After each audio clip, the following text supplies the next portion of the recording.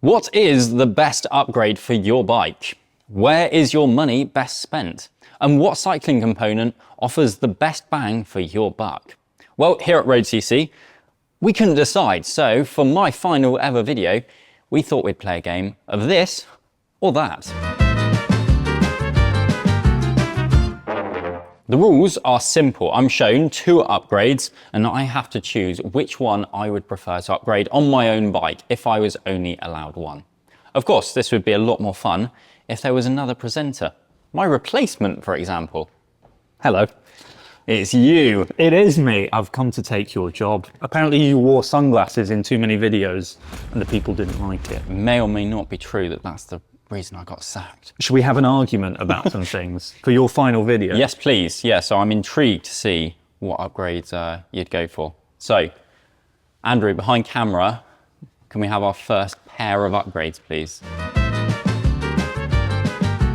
Right, so OSPW, oversized pulley wheel systems, that is ceramic speeds, big pulley wheel systems, or handlebar tape. Two very different ends of the price spectrum right there, I would say. Yeah, I'm just going to go out and say that OSPWs are a complete waste of money. I don't think they are. I think they look fantastic. In some cases, they are really useful. If you ride cyclocross in very heavy mud, they are actually better at clearing that mud, better at maintaining shift quality. I know that that is a tiny thing. I would say though, gravel's coming in.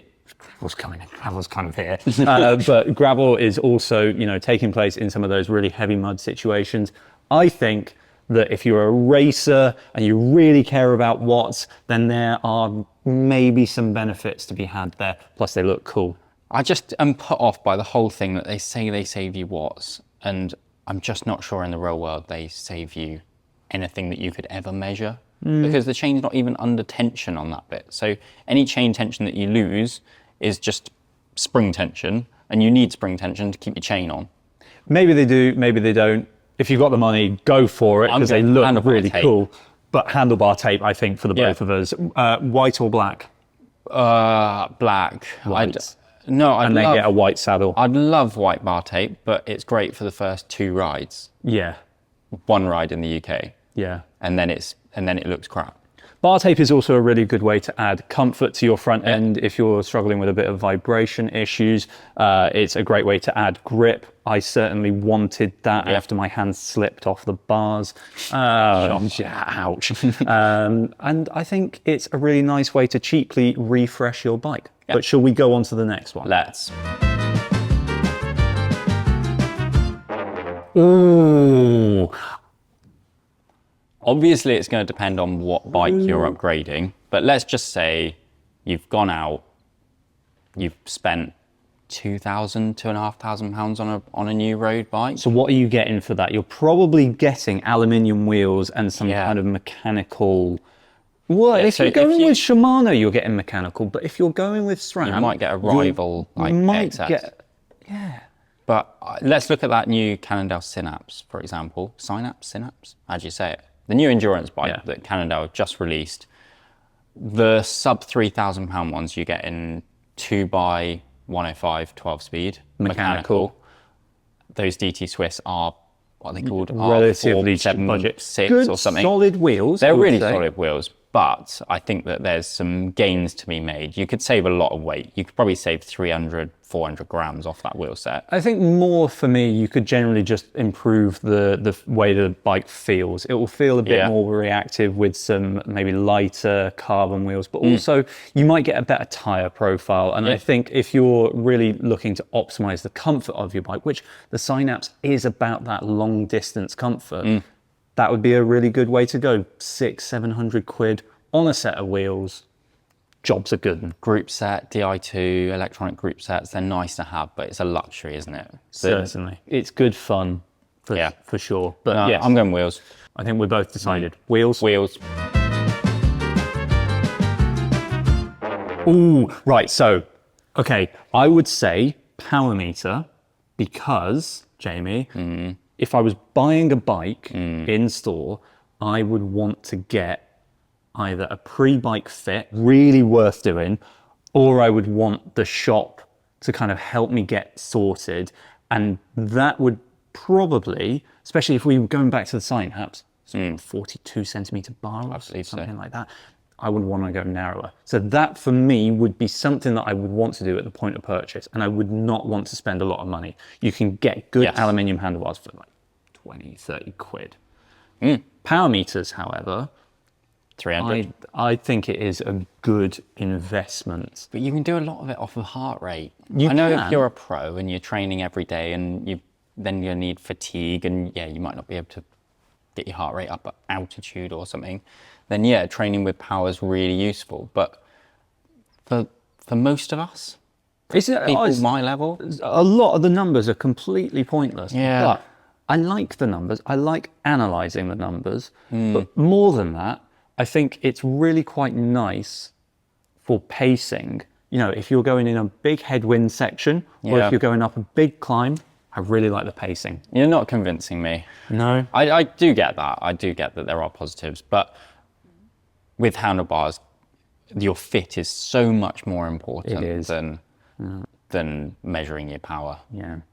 Yeah, they're great, but I would get my fit. So you're saying bars, I'm saying power meter. Yeah, get dialed in first. Neither. Clean your chain, probably. Chain lube. Chain lube? I think ceramic bearings are,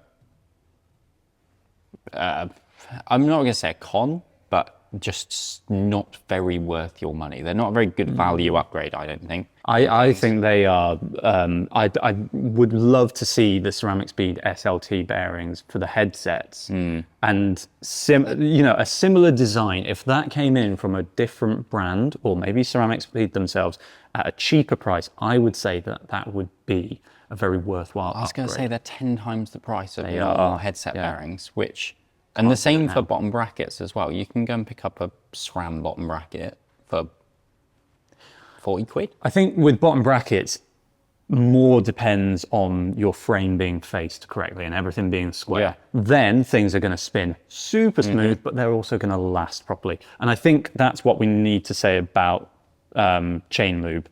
Chain lube itself, like good chain lube, again, if you went to Ceramic Speed with their UFO drip or something really fancy, you're not going to get the best performance out of that unless you prep it properly. Agreed. Yeah. So we're going for neither upgrade, just clean your chain, basically. I think we're going for chain lube, but with the caveat that you really need to do the preparation work. Saddle. There's nothing that's going to ruin your ride more quickly and effectively than a saddle sore. It can take you off the bike for, weeks, maybe even a month at a time. But also that ride itself is going to be etched into your mind as one of the worst experiences of your life. And I think there are some common kind of mistakes that people kind of do when looking for a saddle upgrade. Too much padding, maybe not considering the shape, the width. I think a lot of people maybe go too wide. It's quite easy to measure as well. I was bad. I now got a 130mm Celitalia SLR saddle.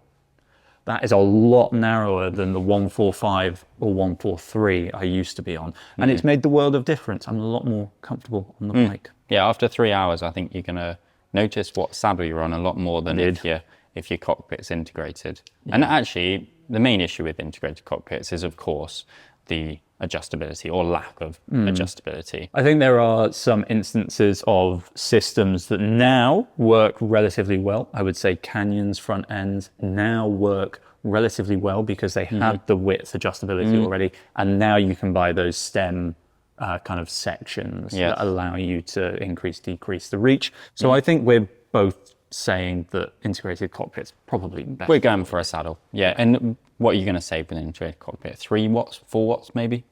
If you're lucky. Yeah, saddle. Inner tube. Oh, you're just trying to cause a fight now. Inner tube. Absolutely. Tubeless is great. I like tubeless. I run it on my gravel bike. I run it on my road bike as well. So do I.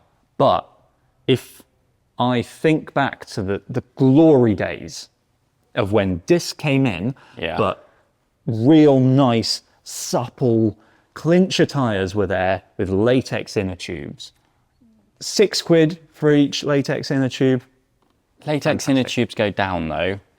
Oh, you can get like TPU ones, which I think are nice. Your tires. TPU tubes, I feel like are a nice halfway house in between butyl being heavy and not draggy. Great ride feel. Yeah.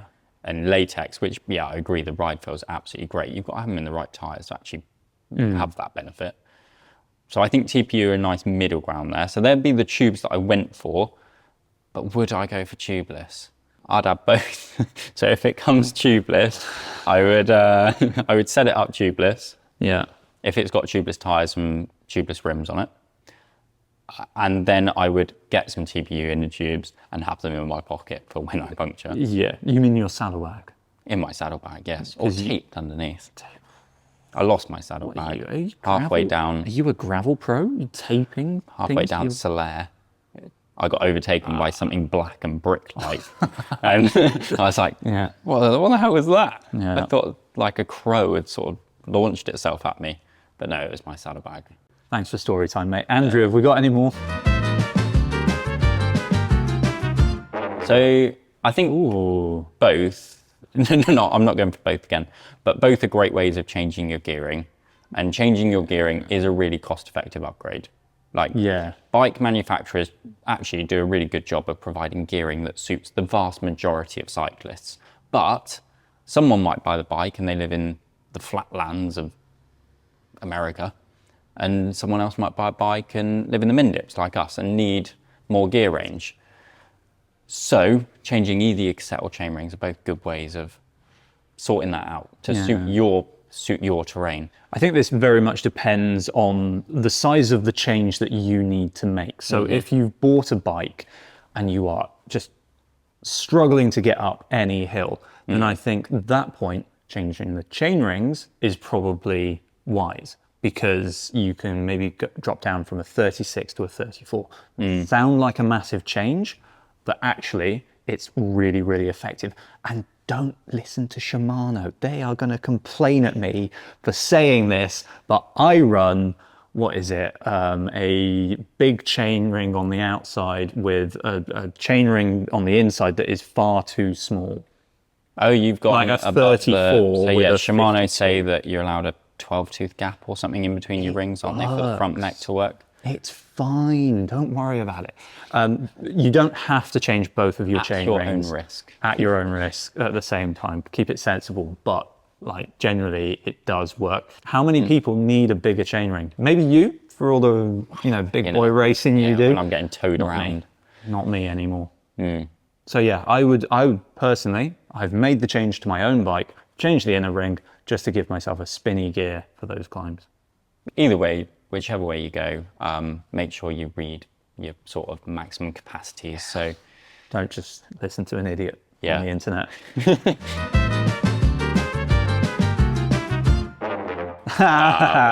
Liam, Jamie, you know who you want. No, I'm leaving you in some safe hands. So you guys enjoy your time together. I guess there's just one thing left to do, and that is to thank all of you lovely lot for liking, commenting, subscribing, getting involved over the last 2.5 years, 3 years? Yeah. Something like that. And you were on the channel before you were. You did drag me into a few, didn't you? So yeah, to all 119,000 of you, thank you very much for watching.